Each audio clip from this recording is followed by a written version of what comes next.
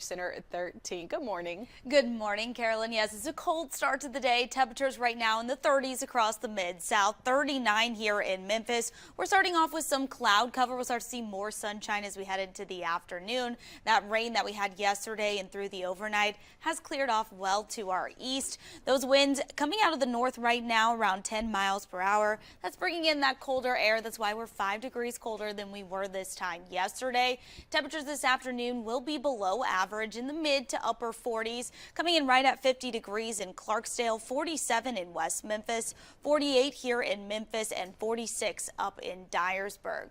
Through the overnight, calm conditions, clear skies, 34 degrees. We'll start to see those winds shift out of the southwest. That's going to start bringing in some warmer air for the rest of the week. So this is going to be the coldest day of the week. Tomorrow, warming up 10 degrees. You have this one. This one's over in Fayette County. It is clipping that southeast portion of Shelby County in Collierville right now. There are reports up to ping pong sized hail, and we've also got winds up to 50 miles per hour in this system, and that is moving towards the northeast, so that'll be in Summerville in just a little bit. Now this system right now that's moving out of Hardeman County right now, we did have reports of up to golf ball sized hail. Winds were a little gustier over there, up to 60 miles per hour. Again, that's continuing to track towards the northeast. We're going to be dealing with fog this morning, but unfortunately we're going to be dealing with storms in the afternoon. So overall, it's an inside day.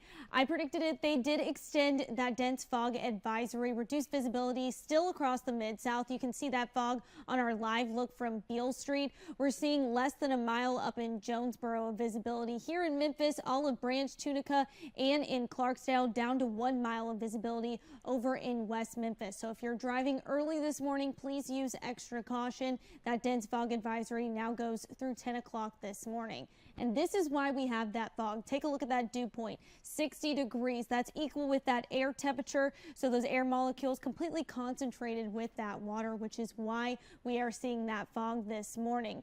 Unfortunately, things aren't going to get much better as we head into the afternoon and evening. Starting off the day, cloudy with fog, could see a light sprinkle. As we head into lunchtime, that's where we're going to start to see rain move into the mid-south. Thunderstorms move into the afternoon. We're going to start to see it become more organized as we head later into the afternoon, start to get some of that linear shape that's going to continue to track along the Mississippi River by 5 o'clock, finally moving east of the river by around 8 o'clock, and that looks to clear out by midnight. So the severe threat looks to be over by that time. Just going to be dealing with lingering rain as we head early into your Sunday, and all threats are going to be on the table this afternoon and evening. Large hail, gusty winds up to 60 miles per hour, heavy rain, cannot rule out an isolated tornado. Julia, Fife, this feels like your old college days, doesn't it? Yes, it does. I am with the cheerleaders from Arkansas Pine Bluff, and they taught me a little something. So Destiny is going to count us off. Let's do it, girls. 6, 7, 8. You! A! P! B!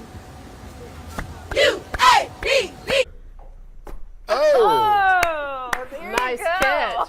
My dad would have been mad if I didn't catch that. Good job. And Hey, it would've been a QB1, we got crying a shame new again. quarterback over there, Ron Crawford. Good job. RC, baby. Ron QB1. We're putting him on the practice What squad. about receiver? Good catch. You did a great job. Guys. I'll be the coach. How about that? Good job. Cheerleader. Listen, we're talking showboats. We are predicting the worst part of Milton to be its storm surge. Still holding Category 5 power, storm surge of around 15 feet could cover up to the second floor of coastline buildings.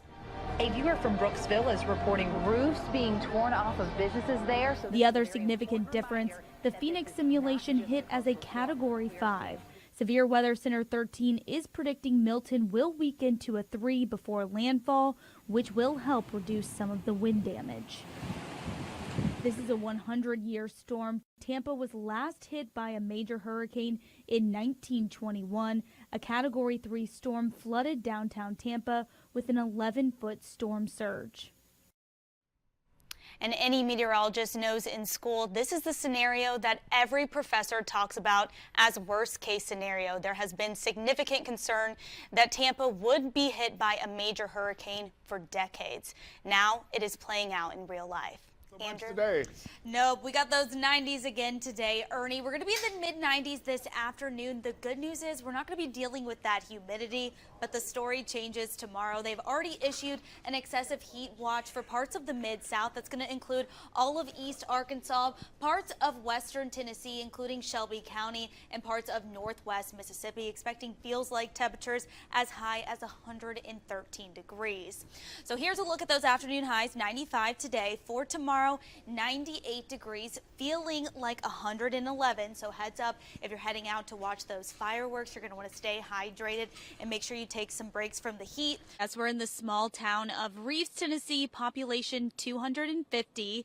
The mayor of Obion County declared a state of emergency. My photographer and I were driving down the roadway, Troy Reeves Road, until it became impassable. That put us in front of this neighborhood where you can see the aftermath of that levee failure. 7 millibars. Only 6 storms in modern history have ever gotten below 900 millibars. The lower the pressure, the more intense the storm. So right now we have Milton at 5. It is expected to continue to intensify throughout the night. Now, it will be a Category 5 hurricane as we head into Wednesday afternoon. It is still expected to make landfall near Tampa as a Category 3 hurricane, expecting those sustained winds at 125 miles per hour, but still expecting that Category 5 storm Julia surge. Fife. So wait a minute. Is Julia Fife a shapeshifter now? What is going on? Golden lion. She's turned into a golden lion. Julia Fife, what's happening? Well, Ernie, we have got awesome weather for the Southern Heritage Classic. It's going to be a sunny day. Make sure you grab those sunglasses.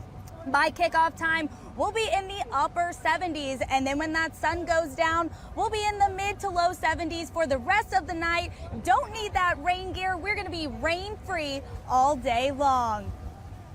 Thanks so much, Leo the Lion. You crushed it. Currently under that wind advisory here in Covington, seeing gusts up to 44 miles per hour. So we're on the scene of that collapsed building. The call came in at about midnight last night, and here is a look at the aftermath. So we're seeing debris all across that area where that building once stood. It collapsed all the way down into its foundation, and we're seeing fragments of cinder block. Yeah, we continue to rack up those days without rain here in the Mid-South. Now we're at 25 days, still on track to have one of our driest Octobers on record, and that's prompted some burn bans across the Mid-South. So we had a cold front move through earlier this week, and we've got another one moving through overnight that's going to reinforce even cooler temperatures as we head into the weekend. And normally when we have a cold front, we've got rain associated with that. The good news is this is going to be a dry cold front. We're just expecting a little bit breezier winds, so that cold air is going to move in, and like we said, that cooler air is much denser than warmer air, so basically it's going to sink very fast, which is causing those breezy conditions as we head into the weekend. Your year, girl. 2025. It's my favorite thing you've ever said. This is my year. Right Now, Florida is feeling the same warmer temperatures the Mid-South is, but that was not the case late last week. Hence, this bundled up iguana named Iggy. Temperatures across South Florida dropped into the 30s and the 40s. Iguanas tend to become cold stunned when temperatures fall below 50 degrees. Julia Fife is over. You seem like you had some emotional ties to the Tropicana there in Vegas. I did a dance competition there growing up. Oh, okay. Yeah, I was sad. There was a visceral reaction from you over in Severe Weather Center 13. It's gone now. Good times. I don't think I won that competition, so maybe I'm gonna. Maybe it's for the best. Maybe it's for the best.